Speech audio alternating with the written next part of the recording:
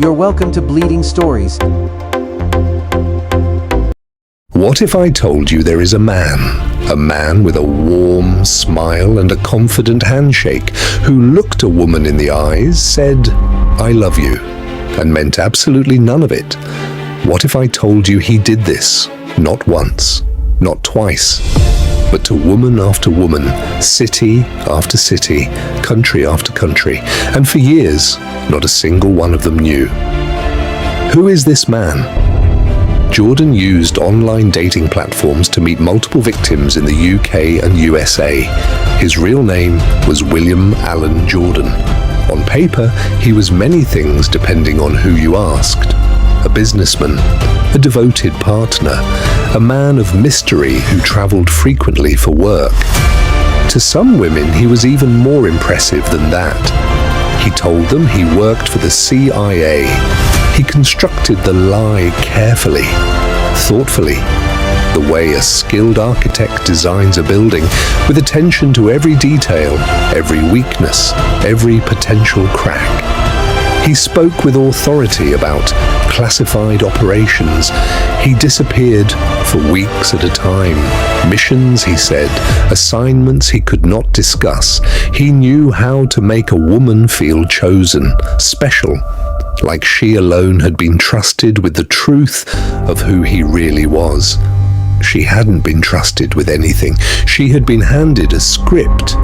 For years, William Allen Jordan lived between the cracks of other people's trust. He was good at reading people, good at giving them exactly what they needed to believe in him, good at disappearing before the questions got too specific.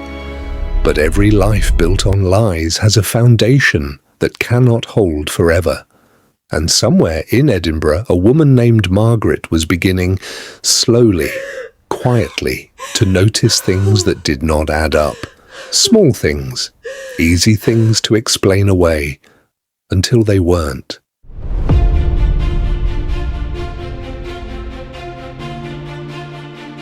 Her name, for the purposes of this story, is Margaret. She was an intelligent, accomplished woman living in Edinburgh, Scotland. She had a career, a home, a life she had built carefully and with purpose.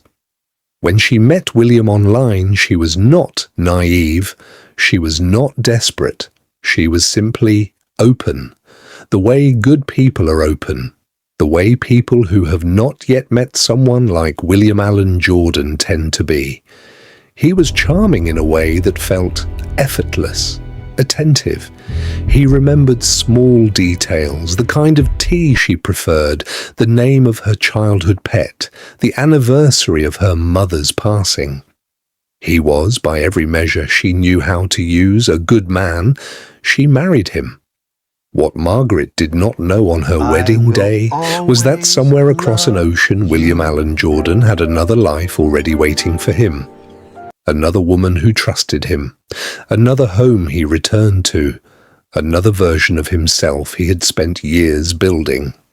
Jordan was convicted of bigamy. He had at least 3 wives and is known to have fathered over 13 children with multiple women across the UK and USA.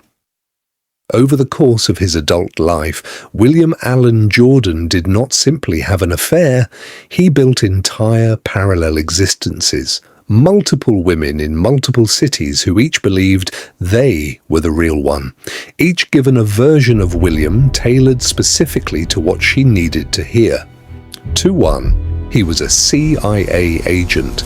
The secrecy explained everything, the absences, the lack of a paper trail, the phone calls that had to end suddenly. To another, he was a businessman, successful, reliable, a provider. To yet another, he was simply a man in love, uncomplicated, present, real. None of it was real. He moved between these lives with practiced ease, a flight here, a story there, a switched phone in an airport bathroom. He had been doing this for so long that it had become simply who he was.